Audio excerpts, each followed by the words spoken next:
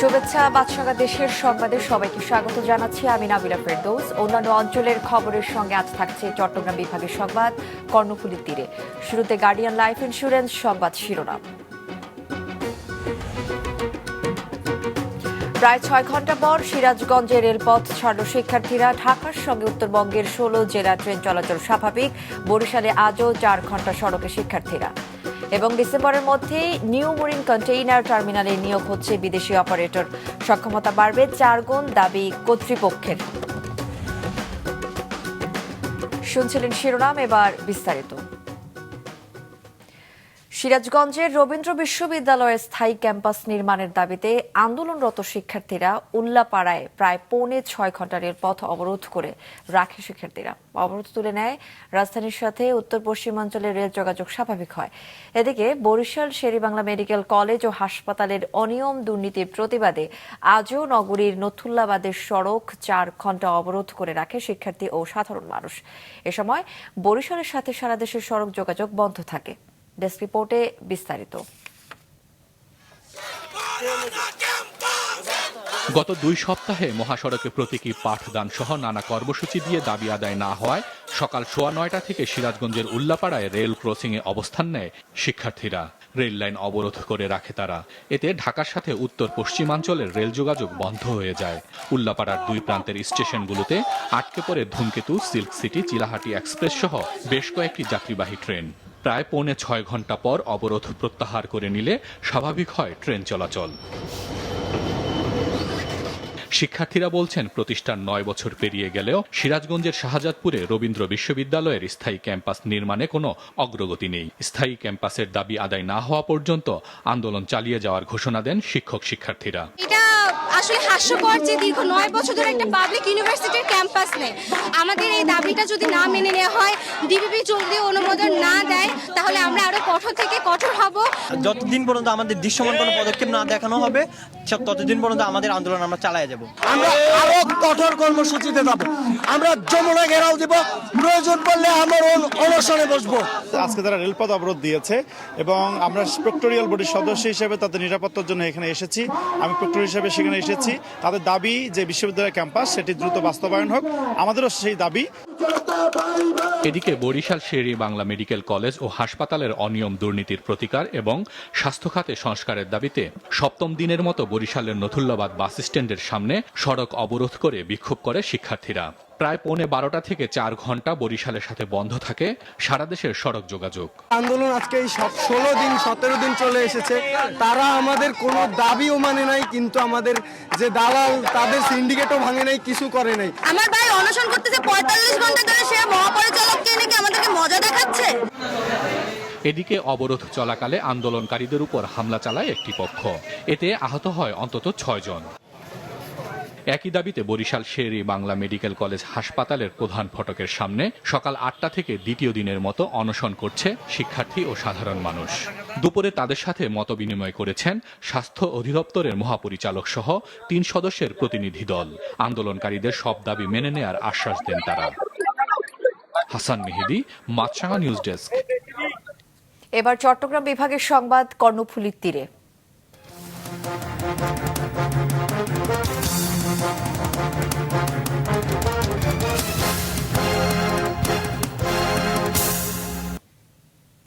চট্টগ্রাম বন্দরের সক্ষমতা বাড়াতে নিউ মুরিন কন্টেইনার টার্মিনালে ডিসেম্বরের মধ্যে বিদেশি অপারেটর নিয়োগ প্রক্রিয়া প্রায় চূড়ান্ত। বিদেশি অপারেটর নিয়োগ করা হলে 2030 সালের মধ্যে চট্টগ্রাম বন্দরের ক্যাপাসিটি 4 গুণের অধিক বাড়বে। প্রত্যাশা এই উদ্যোগ সংশ্লিষ্টদের। কিন্তু পতেঙ্গা কন্টেইনার টার্মিনাল পরিচালনায় সৌদি কোম্পানির কার্যক্রমে এর সাফল্য অর্জন নিয়ে যাচ্ছে প্রশ্ন ও সন্দেহ। চট্টগ্রাম থেকে নাজমুস সাদিকের রিপোর্ট, ক্যামেরার সাথে ছিলেন Robiul Tipu. New Mooring Container Terminal NCT পরিচালনায় বিদেশি অপারেটর নিয়োগকে অন্যতম প্রধান চ্যালেঞ্জ হিসেবে নিয়েছে সরকার। যুক্তি, চট্টগ্রাম বন্দরের সক্ষমতা বাড়াতে হবে। এই জন্য চলতি বছরের মধ্যেই হবে বিদেশি অপারেটর নিয়োগ। ইন্টারন্যাশনাল একটা টেন্ডারিং করার একটা আরএফপি প্রসেস চলছে, আপনারা জানেন। আমাদের ইচ্ছা আছে এই বছরের শেষ নাগাদ সবগুলা পোর্টের ক্ষেত্রেই এনসিটি, লালদিয়া এবং বে টার্মিনাল, এই 3টার ক্ষেত্রেই প্রথম অপারেটরটাকে অ্যাটলিস্ট অ্যাপয়েন্ট করে দিয়ে যাওয়া। কিন্তু চট্টগ্রাম বন্দরেরই পতেঙ্গা কন্টেইনার টার্মিনাল পিসিটি পরিচালনায় সৌদি অপারেটর রেড সি গেটওয়ের দুরবস্থা দেখে এনসিটিতে বিদেশি অপারেটরের সাফল্য অর্জন নিয়ে উঠছে প্রশ্ন। পিসিটি অপারেটরের ব্যর্থতার কথা বলছেন বিডা চেয়ারম্যানও। আরএসজিটি বাংলাদেশের সাথে এটা একদমই সুখকর না। তার একটা বড় কারণ হচ্ছে আমাদের সাইডে, বাংলাদেশ সরকারের সাইডে আমরা কখনো ইন্টারন্যাশনাল টার্মিনাল অপারেটরদেরকে নিয়ে ডিল করিনি। আমরা যখন তাদের সাথে কন্ট্রাক্ট করেছি, তাদেরকে আমরা হ্যাবিলিটেট করার চেষ্টা করেছি, তখন আসলে অনেকগুলো স্টেপে গিয়ে জিনিসপত্র আটকে গেছে। আরএসজিটি যে ভলিউমটা এক্সপেক্ট করেছিল সেই লেভেলের ভলিউম গ্রোথ আসলে হয়নি। তারা ফাইন্যান্সিং লোকালি নেবেন না ফরেন নেবেন, it's a completely financial structural decision. NCT পরিচালনায় বিদেশি বিনিয়োগের নামে দেশীয় ব্যাংক থেকে ঋণ নিতে চায় রেড সি গেটওয়ে। এমনটি হলে অভ্যন্তরীণ অর্থনীতি আবারও চাপে পড়বে বলছেন ব্যবসায়ীরা। বিদেশি বিনিয়োগকে কেন্দ্র করে যে আমাদের আরও ডেভেলপমেন্ট হওয়ার যে সুযোগটা তৈরি করার কথা বলছে, অ্যাকচুয়ালি সেটা যে আনুষঙ্গিক যে বিষয়গুলো আছে সেগুলোকে কিন্তু লক্ষ্য রাখতে হবে। আমাদের যে এই দেশের টাকা দিয়ে যদি আমরা এলসি করে যদি বাইরে থেকে সেই ইকুইপমেন্টগুলো আনতে চাই, তাহলে আমাদের ডলারের মধ্যে কিন্তু একটা প্রভাব পড়ার সম্ভাবনা আছে। অর্থনৈতিক যে আমাদের প্রাণচঞ্চলতা ফিরে আবার আনার জন্য আমাদের এবং কিছু ডলারের যে সংকট আছে সেগুলোকে মোকাবেলা করার জন্য আমাদের বিদেশি বিনিয়োগগুলো অতি প্রয়োজন। এমন পরিস্থিতি সত্ত্বেও এনসিটি পরিচালনায় বিদেশি অপারেটর নিয়োগ করা হলে প্রযুক্তিগত আধুনিকায়ন সহ নানা উদ্যোগে 2030 সালের মধ্যে চট্টগ্রাম বন্দরের ক্যাপাসিটি 4 গুণের অধিক বাড়বে বলে প্রত্যাশা সংশ্লিষ্টদের। আমরা দেখতে চাই যে 2030 সালের মধ্যে বাংলাদেশের টোটাল পোর্ট ক্যাপাসিটি 4-5 গুণ বেড়ে যাবে এবং একই সাথে 2030 সাল যেতে যেতে আমরা এরকম একটা সময় যাব যখন আমরা বলবো যে ভিয়েতনামে করতে যত সময় লাগে তার চেয়ে বাংলাদেশে করতে কম সময় লাগে। চট্টগ্রাম বন্দর শহর কেন্দ্রিক হওয়ায় শুধু বিদেশি অপারেটর নিয়োগ বা বন্দরের ভেতরের কর্মদক্ষতা বাড়ালেই হবে না, এর সঙ্গে বন্দরকে ঘিরে থাকা সড়ক ও অবকাঠামোগত উন্নয়নেও দৃষ্টি দিতে হবে বলছেন বন্দর ব্যবহারকারীরা। নাজমুল সাদেকি, মাছরাঙ্গা সংবাদ, চট্টগ্রাম। চট্টগ্রাম নগরীতে যত্রতত্র লাগানো ব্যানার ও পোস্টার অপসারণে অভিযান শুরু করেছে চট্টগ্রাম সিটি কর্পোরেশন। সকালে নগরীর চকবাজারের গুলজার মোড় এলাকায় এই অভিযান চালানো হয়। City mayor doctor Shahadat Hossain নিজে এর নেতৃত্ব দেন। এ সময় তিনি বলেন, পুরো নগরীতে অবৈধভাবে ব্যানার পোস্টার লাগিয়ে সয়লাভ করা হয়েছে, নগরীর সৌন্দর্য নষ্ট করা হয়েছে, এটি চলতে পারে না। চট্টগ্রাম নগরীকে গ্রিন ও ক্লিন সিটি করতে এই অভিযান চলমান থাকবে বলেও জানান মেয়র। চেয়ারম্যান সাহেব তারেক রহমান সাহেব বারবার উনি বলছেন যে কোনো জায়গায় ব্যানার পোস্টার না লাগাতে, সব জায়গায় শহরকে সুন্দর রাখতে হবে। এই জন্য যুবদল ছাত্রদলকে স্বেচ্ছাসেবক দলকে উনি ইনস্ট্রাকশন দিয়েছেন ব্যানার না লাগানোর জন্য, শহরকে সুন্দর না করার জন্য। তারপরেও ওনার ইনস্ট্রাকশন না মেনে আমরা দেখতে পাচ্ছি বিভিন্ন জায়গায় ব্যানার পোস্টার লাগিয়েছে, এটা আমরা খুলে ফেলছি। গেল 1 বছরের অভিযানে কক্সবাজারের উখিয়া, টেকনাফ, রামু, বান্দরবান ও নাইক্ষ্যংছড়িতে জব্দকৃত মাদক ধ্বংস করেছে বিজিবি। দুপুরে বিজিবি কক্সবাজার রিজিয়নে এসব মাদক ধ্বংস করা হয়। ধ্বংস করা মাদকের মধ্যে রয়েছে 2 কোটি পিসের বেশি ইয়াবা, 140 কেজি ক্রিস্টাল মেথ আইস, 61,000-এর বেশি ক্যান বিয়ার, 22,155 বোতল বিদেশি মদ, 26 কেজি হেরোইন, 169 বোতল পেন্সিডিল, 52 কেজি 800 গ্রাম গাঁজা, 1800 লিটার বাংলা মদ, 192 ক্যান কমান্ডো এনার্জি ড্রিঙ্ক, 540 কৌটা বার্মিজ জর্দা, 4 কেজি 405 গ্রাম কোকেন, 3 লাখের বেশি প্যাকেট বিদেশি সিগারেট ও 4 কেজি আফিম রয়েছে। সিলেটের ভোলাগঞ্জ পর্যটন কেন্দ্রের সাদা পাথর লুটপাটের ঘটনায় অতিরিক্ত জেলা প্রশাসককে প্রধান করে 3 সদস্যের তদন্ত কমিটি গঠন করেছে জেলা প্রশাসন। আগামী রোববারের মধ্যে প্রতিবেদনে দাখিল করতে বলা হয়েছে। এদিকে দুদকের সিলেট কার্যালয়ের উপপরিচালক রাফি মোহাম্মদ নাজমুস সালামের নেতৃত্বে 9 সদস্যের একটি দল ভোলাগঞ্জের সাদা পাথর এলাকা পরিদর্শন করেন। প্রভাবশালী ও স্থানীয়রা জড়িত এবং বাণিজ্যিক উদ্দেশ্যে পাথর লুটের প্রমাণ পাওয়া গেছে বলে জানান নাজমুস সালাম। তদন্ত প্রতিবেদন পাওয়ার পর সেই অনুযায়ী আইনি ব্যবস্থা নেওয়া হবে। যে তথ্যগুলো আমরা পাচ্ছি এগুলো নিয়ে আমাদের আরো কাজ করতে হবে। আমরা যেটা বুঝতে পারছি যে এই সাদা পাথর এলাকায় আসার আগে রাস্তার 2 পাশে অনেকগুলো এরকম পাথর ক্রাশার মেশিন আছে এবং এগুলো দৃশ্যমান অবস্থায় দেখা যাচ্ছে। বড় বড় পাথরগুলো ভেঙে টুকরো টুকরা করা হয়েছে যাতে এগুলো তারা বিভিন্নভাবে পরিবহন করে দেশের বিভিন্ন জায়গায় বিক্রি করতে পারে বা ব্যবসা করতে পারে। এটার সঙ্গে এখানকার যারা মানে প্রভাবশালী ব্যক্তি আছে, স্থানীয় লোকজন। ভারী বৃষ্টি ও ভারত নিয়ন্ত্রিত গজলডোবা ব্যারেজের গেট খুলে দেওয়ায় তিস্তার পানি বিপদসীমা 7 সেন্টিমিটার উপর দিয়ে প্রবাহিত হচ্ছে। প্লাবিত হয়েছে লালমনিরহাটের অনেক এলাকা। বন্যা পূর্বাভাস ও সতর্কীকরণ কেন্দ্র জানিয়েছে, পদ্মা, ব্রহ্মপুত্র, যমুনা সহ বিভিন্ন নদীর পানি কিছু কিছু পয়েন্টে বিপদ সীমার অতিক্রম করতে পারে। ডেস্ক রিপোর্টে বিস্তারিত। গত কয়েকদিন ধরে টানা বৃষ্টি হচ্ছে দেশের উত্তরাঞ্চল সহ ভারতের আসাম এবং পশ্চিমবঙ্গের কোচবিহার ও জলপাইগুড়িতে। গজলডুবা ব্যারেজের 54টি গেটের সবকটি খুলে দিয়েছে ভারত। এতে হুহু করে বাড়ছে তিস্তার পানি। বিপদসীমা অতিক্রম করে 7 সেন্টিমিটার উপর দিয়ে প্রবাহিত হচ্ছে। পানির চাপ সামাল দিতে খুলে দেওয়া হয়েছে তিস্তা ব্যারেজের সবকটি গেট। তিস্তার পানি বাড়ায় লালমনিরহাট সদর, পাটগ্রাম, হাতীবান্ধা, কালীগঞ্জ ও আদিতমারী উপজেলার নিম্নাঞ্চল প্লাবিত হয়েছে। ডুবে গেছে চরাঞ্চলের রাস্তাঘাট ও আমন ধানের ক্ষেত। পানিবন্দী হয়ে পড়েছে অনেক পরিবার। সন্ধ্যের থাকিয়া এখনো পানি বাড়তেছে। আমরা যে কোথাও যাব বউ ছাওয়া নিয়ে ইয়ার কোনো পথ নাই। এক হাঁটু এক চড়ু পানি ঘরের মধ্যে। আমি খুব ভাত রান্না করবার বুদ্ধি নাই। সকাল থেকে খাই নাই, পানি বন্দি আমরা বেড়ার পাই না। গাইবান্ধায় তিস্তা, যমুনা ও ব্রহ্মপুত্র নদীর পানি বৃদ্ধি অব্যাহত রয়েছে। বন্যার আশঙ্কা দেখা দিয়েছে এসব নদীর চরাঞ্চলে। বন্যার ভয়ে অন্তত 22টি ছোট বড় চরের সাধারণ মানুষ আশ্রয় নিয়েছে উঁচু চরে। রাজবাড়ীতে পদ্মার পানি 11 সেন্টিমিটার বেড়ে বিপদসীমার 7.84 সেন্টিমিটার নিচ দিয়ে প্রবাহিত হচ্ছে। তীব্র স্রোতে ব্যাহত হচ্ছে পাটুরিয়া দৌলতদিয়া রুটে ফেরি পারাপার। ভোলায় মেঘনা নদীর পানি বাড়ায় জোয়ারে সকাল বিকাল প্রায় 8 ঘন্টা তলিয়ে থাকছে ইলিশা ফেরি ও লঞ্চ ঘাট। এতে ভোগান্তিতে পড়ছে ভোলা, লক্ষ্মীপুর সহ বিভিন্ন রুটের যাত্রীরা। যশোরের মুক্তেশ্বরী ও মজুদখালী নদীর পানি দুকুল ছাপিয়ে নতুন করে আরো 10টি গ্রাম প্লাবিত হয়েছে। পানি বাড়ছে জলাবদ্ধ এলাকা মনিরামপুর, অভয়নগর, কেশবপুরে। ফল নেই, বিচেরি নেই, ধান নেই, চাল নেই, বাড়ি ঘর দর অবস্থা তো এই। এখন নিজেরা কোথায় থাকবো তাই তো আমরা বলতে পারতেছি না। আমরা আর এই দুর্ভোগ কতদিন পোয়াবো? আমাদের এই যে ঘেরাওয়ালারা যে কাজ করেছে, পানি সরার কোনো পথই নেই। নোয়াখালীতে এখনো জলাবদ্ধ 7 উপজেলার নিম্নাঞ্চল। দীর্ঘদিন আবদ্ধ থাকায় নষ্ট হচ্ছে পানি। এতে চুলকানি, অ্যালার্জি সহ বিভিন্ন চর্মরোগ দেখা দিয়েছে জলাবদ্ধ এলাকার মানুষের। পানির ভিতরে অনেক জীবাণু, পায়লা হাঁটতে পারি না। পানির ভিতরে হাঁটি পাগুলো পৌঁছে গেছে। বন্যা পূর্বাভাস ও সতর্কীকরণ কেন্দ্র জানিয়েছে বিভিন্ন নদ নদীর পানি 86টি পয়েন্টে বাড়ছে। ভারী বৃষ্টিপাত ও উজানের ঢলে ব্রহ্মপুত্র, যমুনা, করতোয়া, সোমেশ্বরী ও কংস সহ বিভিন্ন নদীর পানি বিপদসীমা অতিক্রম করতে পারে। হাসান মেহেদি, মাছরাঙা নিউজ ডেস্ক। উন্মুক্ত জলাশয়ে মাছের উৎপাদন বৃদ্ধির লক্ষ্যে পাবনা সদর উপজেলার সাদুল্লাপুরে মৎস্য অভয়াশ্রমে দেশীয় প্রজাতির মাছের পোনা অবমুক্ত করেছে স্কয়ার ফার্মাসিউটিক্যালসের এগ্রোভেট ও ক্রপস কেয়ার ডিভিশন। সকালে এসব মাছের পোনা অবমুক্ত করেন জেলা মৎস্য কর্মকর্তা দীপক কুমার পাল ও উপজেলা প্রশাসক মোহাম্মদ নাহারুল ইসলাম। এ সময় উপস্থিত ছিলেন মৎস্য অধিদপ্তরের সিনিয়র সহকারী পরিচালক মোহাম্মদ ওমর আলী, সিনিয়র উপজেলা মৎস্য কর্মকর্তা মোহাম্মদ আব্দুল হালিম এবং স্কয়ার এগ্রোভেট ও ক্রপস কেয়ার ডিভিশনের জেনারেল ম্যানেজার জয়ন্ত দত্ত গুপ্ত। এ সময় প্রায় 2,60,000 মাছের পোনা অবমুক্ত করা হয়।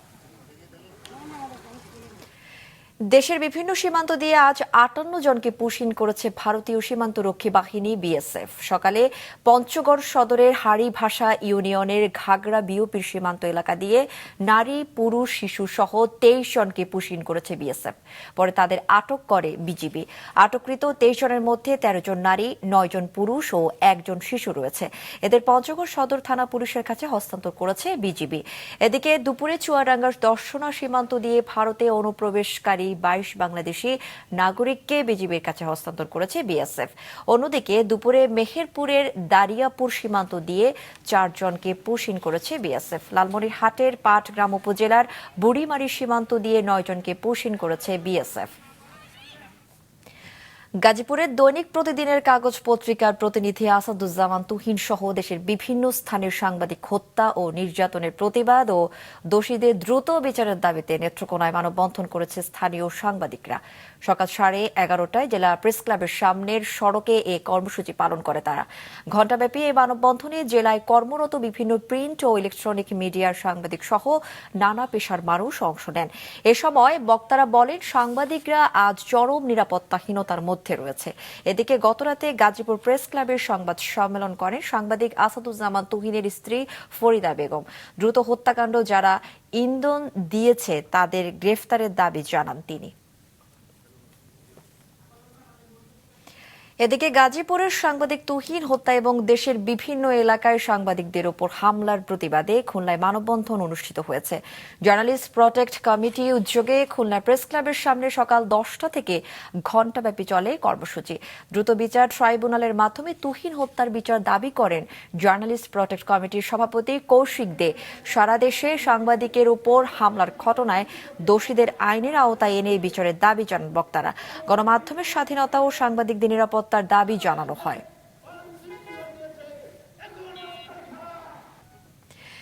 দেশীয় সঙ্গীতের সুরে দেশ মাতাতে আবারও শুরু হতে যাচ্ছে ম্যাজিক বাউলিয়ানা। বাউল সুরে দেখাও তোমার ম্যাজিক এই প্রতিবাদ্য নিয়ে আজ থেকে এর নিবন্ধন কার্যক্রম শুরু হয়েছে চট্টগ্রাম ও রংপুরে। আরও জানাচ্ছেন মোহসেরাত শিহাব।